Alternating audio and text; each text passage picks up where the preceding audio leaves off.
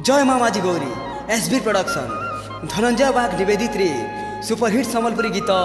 नदीर पानी झलमल गीत गाई धनंजय बाग गीत लेखि धनंजय बाग और निराकार नायक संगीत दे हेमंत कठार व्यवस्थापना करी अजित कुमार मुगुरी विशेष सहयोग करी आर्यन मेलोडी महाली मैनेजर प्रदीप दादा ओ जेकेपुर रवींद्र टांदी महेंद्र महानंद केतनदीप प्रहलाद बाग आमर संगे जोगाजोग करवा लगी मोबाइल नंबर है 7077374494।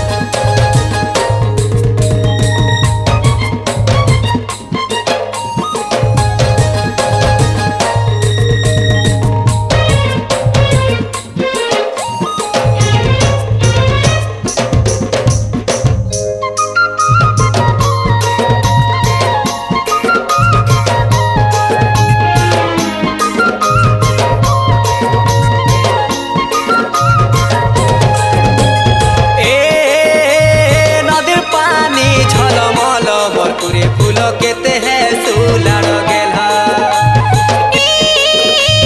सजना खाएला मेढारी बाबू तुई नहीं हो मोर पछे बेड़ा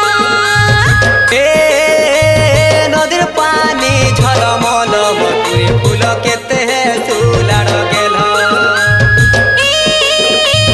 सजना खाएला मेढारी बाबू तुई नहीं हो मोर पछे बेड़ा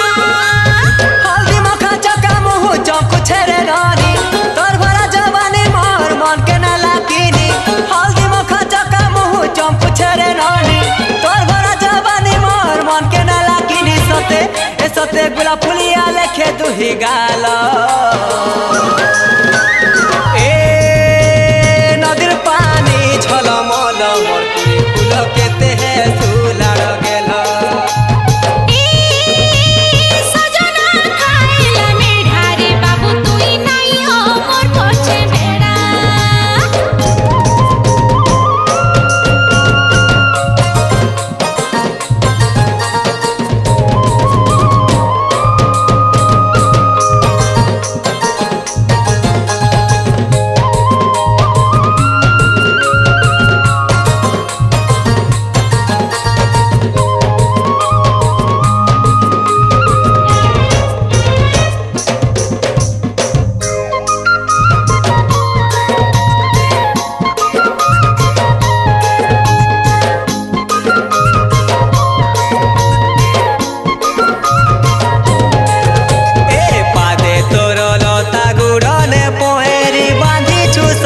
सजनी चाली गले पड़ू छे ओटा नेबेनी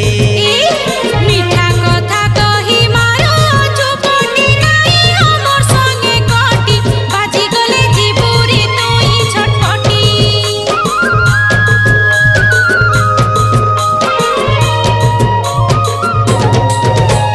नाके तोर नथिनी काने तोर झुमुका हाथे पिंदी छुरे चूड़ी केबे कह बजा माजुड़ा मोहुरी तोहर लेखे पीला देखी छे के तेरी पहिला है संचाहाली डंगर तलर पुराला सुखा मोली बुबुकुर चांग चांग पैसा दले पतर भांग खिड़ी खिड़ी जाम बहाली बहुर बुहे ददर ताली बुबुकुर चांग चांग पैसा दले पतर भांग खिड़ी खिड़ी जाम बहाली बहुर बुहे ददर ताली टुमुका टुमुका गाला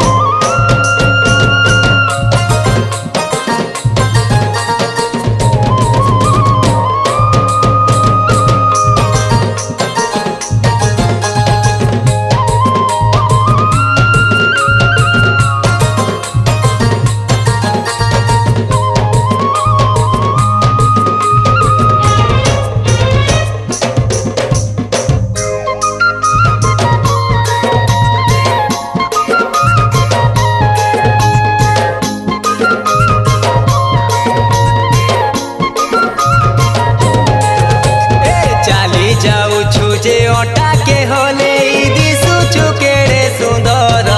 কহলে করি নেতি ঘাই নিজর সতী পুনি রাতি সিনা চকা দিশে জনদিনে দেখুছু সপন নাই হুই কেবেরে আমার মিলন